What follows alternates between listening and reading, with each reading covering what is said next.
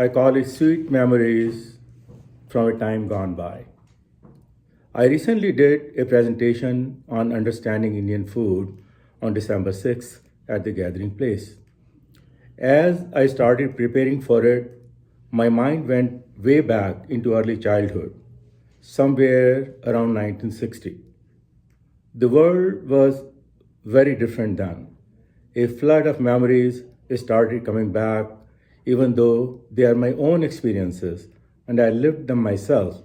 They felt strangely unreal, fascinating, and from a different world.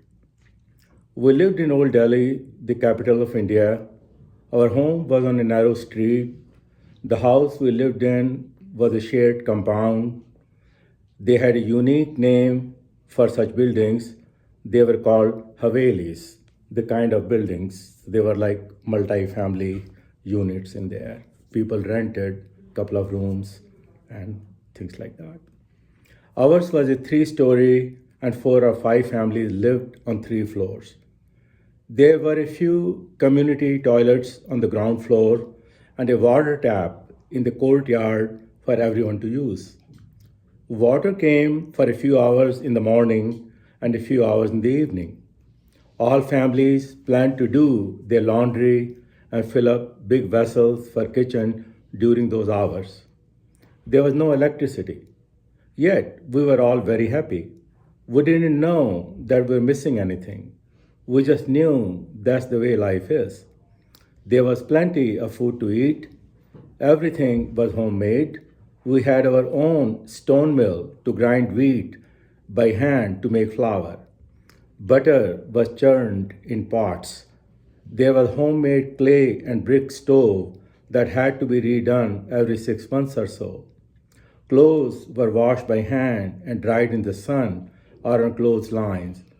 Milkman, vegetable vendors, laundry, and various tradesmen came through the street all day long and loudly announced their services from the street.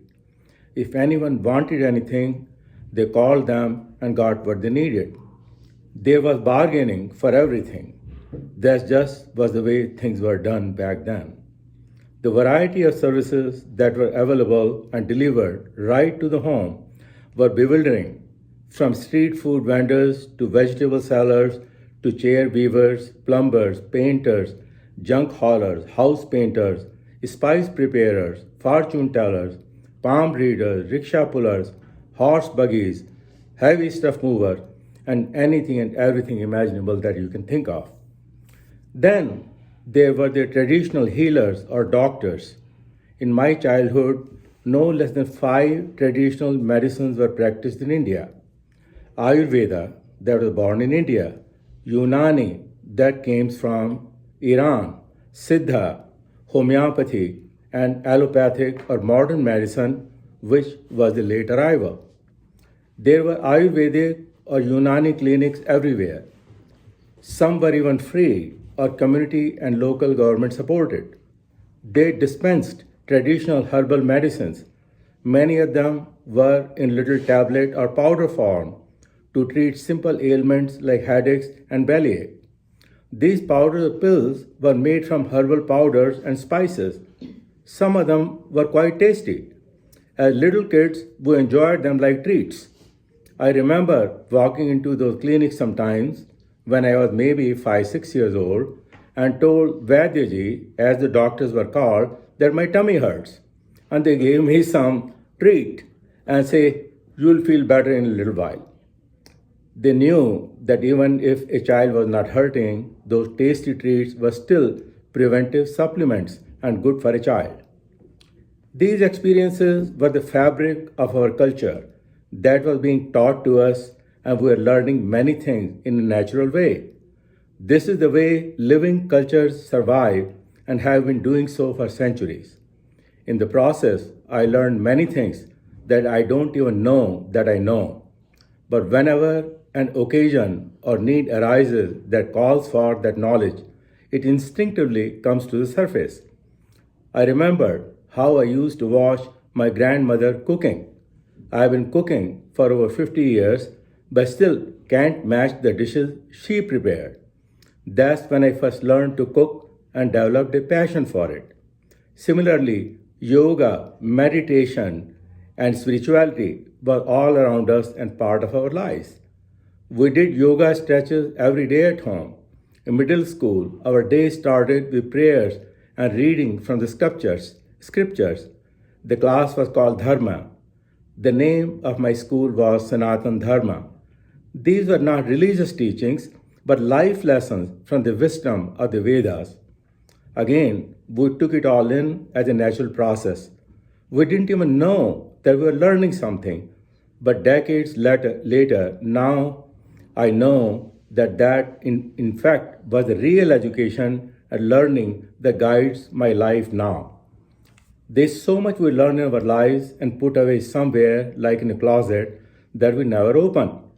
Sometimes, when there is a need, some knowledge and information comes to the surface, and sometimes, if we try to rummage through those long, neglected, and forgotten closets, a lot of amazing stuff pops out. I'll keep exploring and reminiscing. It is so satisfying sometimes to travel in the memory lands. Definitely. I like that.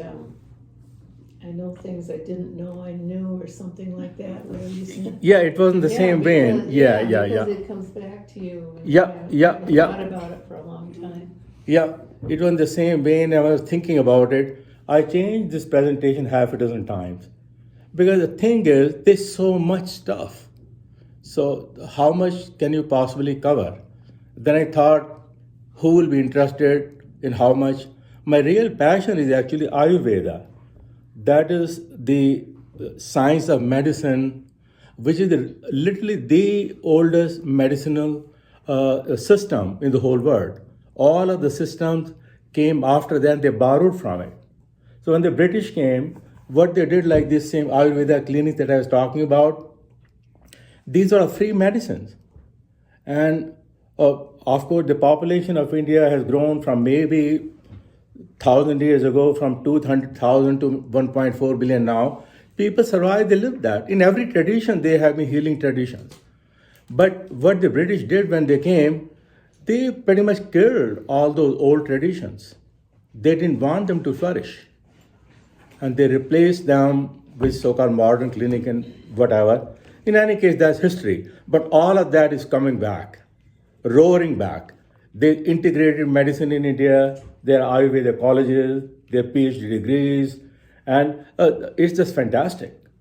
And one has got to see it, to believe in it, and to enjoy it. So natural.